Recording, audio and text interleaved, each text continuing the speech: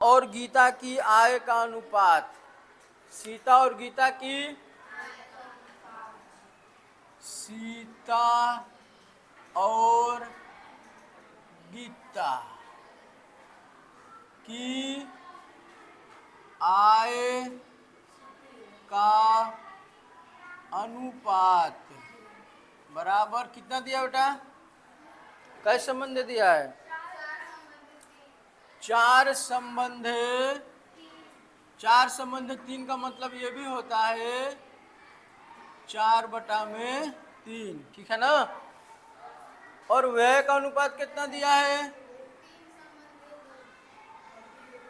सीता और गीता के व्यय का अनुपात बराबर 3/2, यानी 3/2, ठीक है। मासिक बचत दिया है ना, कितना है? सीता की मासिक, मासिक मतलब मंथली, यानी महीने का ना, बचत कितना है भैया? 5,000 रुपया सिर्फ बचा रही है। इतना में क्या होगा जी? और न बचाना चाहिए। क्यों?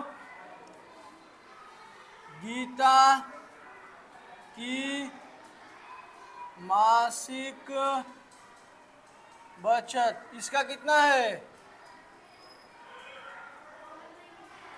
दिया क्यों नहीं है? सीता और गीता दोनों का मासिक बचत 5,000 दिया है।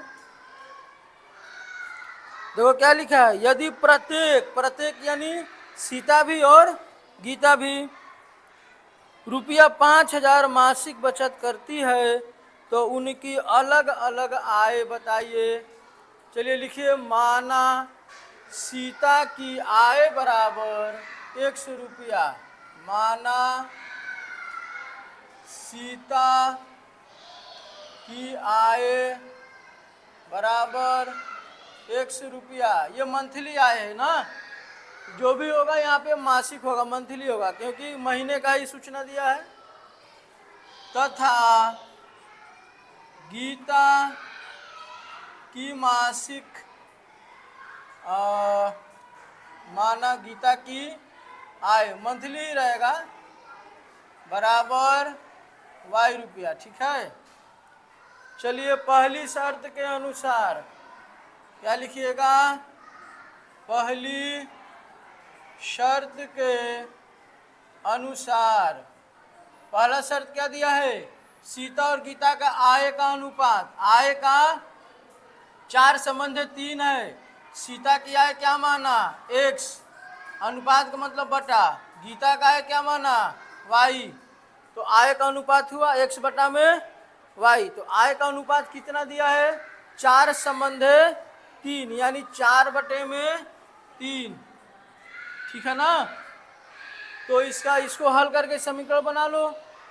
तिर्यक गुणा कर देंगे, 3 का x में गुणा करोगे 3x बराबर y का 4 में गुणा करोगे 4y, पक्षांतर करो 3x - 4y बराबर 0। समीकरण नंबर 1, समीकरण नंबर, ठीक है। अब दूसरी शर्त में क्या दिया है? व्यय का अनुपात। तो हमें पहले पता करना पड़ेगा व्यय कितना है, खर्च कितना है। तो तुम खड़ी हो जाओ बेटा, साइमा खड़ी हो जाओ। एक आदमी है जो महीने का 100 रुपया कमाता है। कितना कमाता है? बहुत अमीर होगा ना, मिलेनियर बिलेनियर होगा नहीं? अच्छा भाई, कितना कमाता है महीने का? 100 रुपया कमाता है, ठीक है। उस 100 रुपये महीने का जो कमाता है उसमें से वो 40 रुपया बचाता है। कितना बचाता है? 100 रुपया महीने में कमाया, 40 रुपया बचाया, तो उसकी आमदनी है 100 रुपये, बचत है 40 रुपये, तो खर्चा कितना है? 60 रुपये। कैसे निकल के आया? कुल आमदनी 100 रुपया, उसमें से जो बचत है, जो बचाया है उसको घटा दिया, तो क्या निकल के आ गया? खर्चा। यानी खर्च कैसे निकलता है? जो खर्च है वो कैसे निकलेगा? व्यय। खर्च का मतलब भैया जो आमदनी है, आय, उसमें से क्या घटा देंगे? बचत को घटा देंगे। यानी इनकम में से सेविंग को निकाल देंगे तो व्यय आपका आएगा। तो इतनी बात समझ में आई? बोलिए। तो अब यहाँ ध्यान से बताइए, बैठ जाओ। सीता की आय कितनी है? 100 रुपया। पहले लिखो बचत। सीता की मासिक बचत, मासिक बचत। अब ध्यान से सुना, हम बचत ही क्यों निकाल रहे हैं? क्योंकि हमारे पास जो अनुपात दिया है, सॉरी व्यय निकाल रहे हैं। क्या निकाल रहे हैं? व्यय क्यों निकाल रहे हैं बताइए? क्योंकि हमारे पास जो अनुपात दिया है वो अनुपात व्यय का दिया है। किसका दिया है? तो व्यय जब निकलेगा तभी समीकरण बन पाए, तो व्यय निकालना जरूरी है। सीता की मासिक व्यय यानी महीने का खर्चा, तो महीने में वो कितना कमाई है? तो सीता की आय कितना है? 100 रुपया है। कितना महीने में बचाई है? 5000 रुपया बचाई है। बोलिए। तो आमदनी में से बचत घटा दिया तो उसका खर्चा यानी व्यय निकल के, ये व्यय किसका है? सीता की। अब निकाल लीजिए, गीता की मासिक व्यय बराबर वाई माइनस 5000, क्योंकि गीता महीने का कमाती है वाई रुपया और बचाती है 5000, घटा दिया खर्चा निकल के।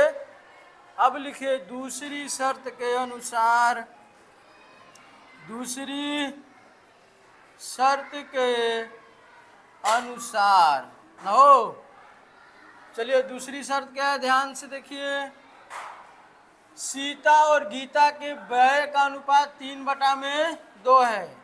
तो सीता का जो खर्चा है व्यय x माइनस 5000 है और गीता का है y माइनस 5000। अनुपात का मतलब बटे में, और इसका अनुपात कितना दिया है?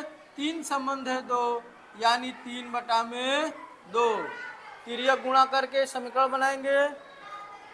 2 का इसमें गुणा होगा, इसका इसमें, तो 2x माइनस 5000 बराबर 3y माइनस 5000। 2 का x में करिएगा 2x minus 10,000, 3y minus 15,000। 2x minus 3y बराबर माइनस 15,000, ये उधर जाएगा प्लस 10,000। 2x माइनस 3y बराबर माइनस 5000। समीकरण नंबर 2। समीकरण नंबर, समीकरण 1 में ये 3x है और ये 2x है, ये 4y है और ये 3y है, बराबर नहीं है सब।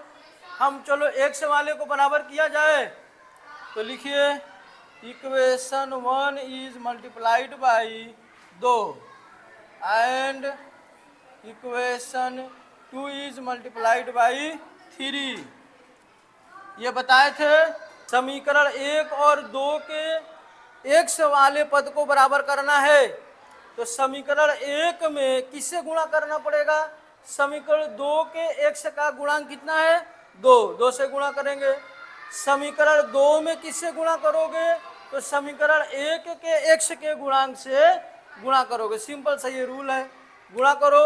समीकरण 1 में 2 का गुणा करना है, 2 तिहाई माइनस 2 चौके, 2 में 0 का गुणा करोगे।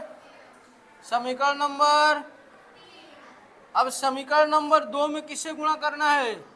3 से। 3 दूनी 3 तिलिके, और 3 में 5000 का गुणा करोगे, माइनस का है तो माइनस 15,000। समीकरण नंबर 4। अब यहीं से क्या कर देना, दोनों प्लस का है तो घटाएंगे, क्या करेंगे? Equation 4 sorry equation 3 minus equation 4। घटाने से क्या होता है, साइन चेंज हो जाता है। क्या होता है, ये प्लस का माइनस, ये माइनस का प्लस, ये माइनस का 6x प्लस का 6x माइनस का, खत्म। देखो 9y प्लस का हो गया, 8y माइनस का हो गया, तो 9 में से 8 गया 1, यानी y बराबर कितना बचा, 15,000। तो y का मान कितना निकल के आया, 15,000। अब y के मान को समीकरण 1 में रख दो तो किसका मान निकल के आएगा, x का। तो लिखो y बराबर 15,000 समीकरण 1 में रखने पर, y बराबर 15,000 समीकरण 1 में रखने पर, समीकरण 1 क्या है, 3x 4y बराबर 3x माइनस 4 गुणे y का मान 15,000, 3x माइनस 60,000 बराबर 0, 3x बराबर 60,000, x बराबर 60,000 बटा में 3, तो कितना आ जाएगा, तो x का मान कितना आया, 20,000। x का मान कितना आया और y का मान कितना आया, तो x को क्या माने हो, माना सीता की आय 100 रुपया है, तो x का मान 20,000 आया है, यानी सीता की आय 20,000 है। तो क्या लिखोगे, सीता की आय बराबर 20,000 रुपये मासिक। छापना शुरू करो, गीता की आय बराबर 15,000 रुपये, एक महीने में 20,000 कमाती है, एक महीने में 15,000 कमाती है। चलो बेचारी मेहनत करके ठीक ठाक कमाइए ले रही हैं सब, अब किसी के सामने भीख नहीं ना मांगेंगी, दे दो भाई दे दो, 5 रुपया 10 रुपया 1,000 2,000, अपना रिचार्ज करना, बिजली बिल भरना सब अपने से कर लेंगी सब।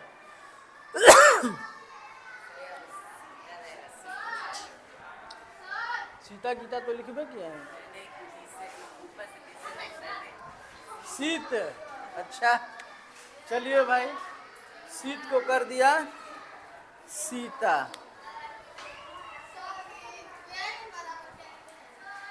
क्या, तो वो समझाए थे खर्चा कैसे निकलता है, इनकम माइनस सेविंग।